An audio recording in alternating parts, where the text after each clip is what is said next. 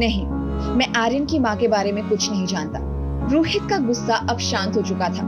उसके चेहरे पर नाराजगी की बजाय अब दुख झलक रहा था। अन्निका और रोहित के बीच की खामोशी चीख चीख कर कह रही थी कि दिल के किसी कोने में आज भी एक दूसरे के लिए थोड़ी सी ही सही, लेकिन फीलिंग्स आज भी जिंदा है। इधर अन्निका के आंसू रुकने का नाम नहीं ले रहे थे। रोहित ने उसे अपनी पानी की बोतल पकड़ाई। तभी किसी के सुबकने की धीमी सी आवाज आई। अन्निका ने मुड़कर देखा तो वहाँ आर्यन खड़ा था। उसने शायद सब कुछ सुन लिया था। इसी का नतीजा था आर्यन के टूटे हुए बांध की तरह बहते बेहिसाब आंसू। बरसों पहले जब गौतम ने अन्निका का बेटा उसे छीन लिया था, तब उसने उम्मीद भी नहीं की थी कि उसे उसका बेटा इस तरह वापस मिल जाएगा। कितने युद्ध लड़े थे अन्निका ने अपने ही मन में, हिम्मत बटोरी ताकि ये पल किसी दिन जी पाए। उसका खोया हुआ बेटा आज उसे वापस मिल गया।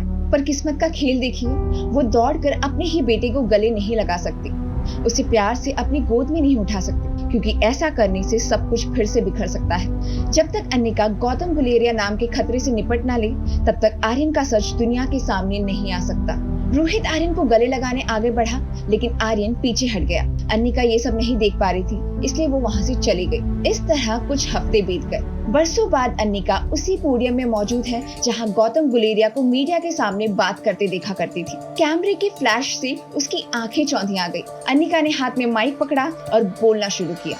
इनाया फार्मास्यूटिकल्स को आप लोग हमेशा से मिस्टर गौतम गुलेरिया की लेगेसी के तौर पर जानते आए हैं, लेकिन आज मैं आप सबको कुछ फैक्ट्स बताना चाहती हूँ।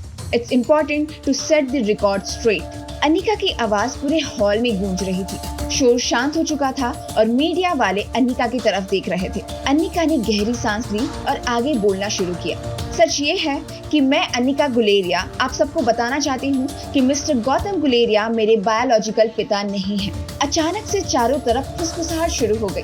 अन्निका ने अपने मन को स्थिर करते हुए आगे कहा, इनाया फार्मास्यूटिकल्स के बायलॉज के मुताबिक सिर्फ फैमिली ही कंपनी को ओन कर सकती है, और फैमिली से मेरा मतलब है डायरेक्ट ब्लड रिलेटिव्स। ये बायलॉज मेरी माँ ने काफी सोच समझ कर बनाया था, और इसके अकॉर्डिंग चूंकि मिस्टर गौतम मेरे रियल डैड नहीं हैं, वो इस कंपनी के लीगल हेड नहीं हो सकते। इस कंपनी की लीगली और एथिकली राइट ओनर मेरी माँ की इकलौती संतान यानी कि मैं हूँ। अन्निका अनाउंसमेंट करके पोडियम से नीचे उतर आई। रिपोर्टर्स की भीड़ उससे सवाल पे सवाल किए जा रही थी, लेकिन सब कुछ नजरअंदाज करते हुए अन्निका सीधा कार में आकर बैठ गई और ड्राइवर को तुरंत वहां से चलने को कहा। कार में अन्निका ने आंखें बंद की तो न जाने क्यों गौतम गुलेरिया का चेहरा उसके सामने आ गया। कितना गुस्सा आ रहा होगा ना उसे। गुस्से के मारे पता नहीं कितने सारे कप्स और ग्लास तोड़ चुका होगा वो। और उसकी बीवी मनीषा। अन्निका को लगा काश वो मनीषा का चेहरा देख पाती।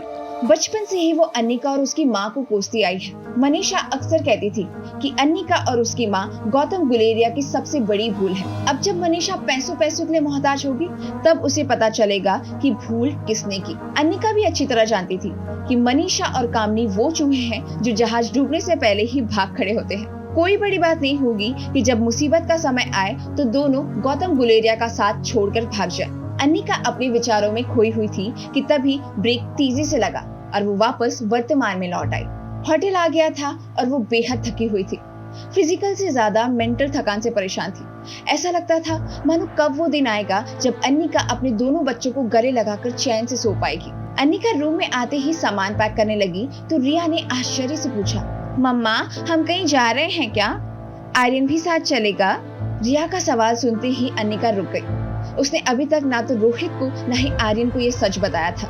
आंसू छुपाते हुए अन्निका बोली, पैक करती रहो रिया, हमें यहाँ से जल्द निकलना है। पर मम्मा वो मेरा भाई है, उसे छोड़ के नहीं जा सकते। रिया रुआसी हो गई। रिया जितना कहा है उतना करो। अन्निका ने लाइफ में फर्स्ट टाइम ऊंची आवाज में रिया से बात की थी, पर और कोई चारा भी नहीं था। जब तक आर्यन का सच बाहर नहीं आता वो एकदम सेफ है। अन्निका के हाथ मशीन की तरह काम कर रहे थे, पर दिल आर्यन के पास था। बार बार मन में ख्याल आता कि उसके इस तरह चले जाने से आर्यन को कितना मानसिक आघात पहुंचेगा।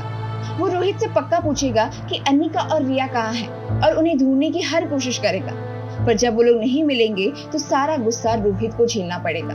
अन्निका होटल की लॉबी में अपना सामान लिए कैब का वेट कर रही थी कि तभी उसका फोन बजा।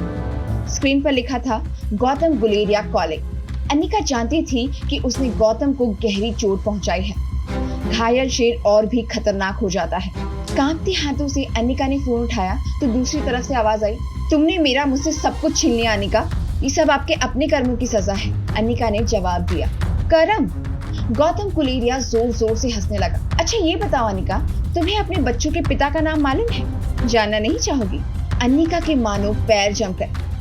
आखिर ऐसा क्या जानता है गौतम गुलेरिया जिससे उसे हारी हुई बाजी फिर से जीत जाने की उम्मीद है? तुम्हारे बच्चे और तुम्हारे बच्चों का बाप। अन्निका, तुम्हें तो अभी भी कितना कुछ जानना बाकी है। मेरा तुरुप का इक्का अभी बाकी है। गौतम ने ठहाका लगाते हुए फोन रख दिया। क्या अन्निका जीत कर भी हार जाएगी? क्या आर्यन का सच गौतम गुलेरिया को पहले से मालूम था? जानने के लिए डाउनलोड कीजिए पॉकेट FM ऐप और पूरी सीरीज सुनिए बिना किसी इंटरप्शन के।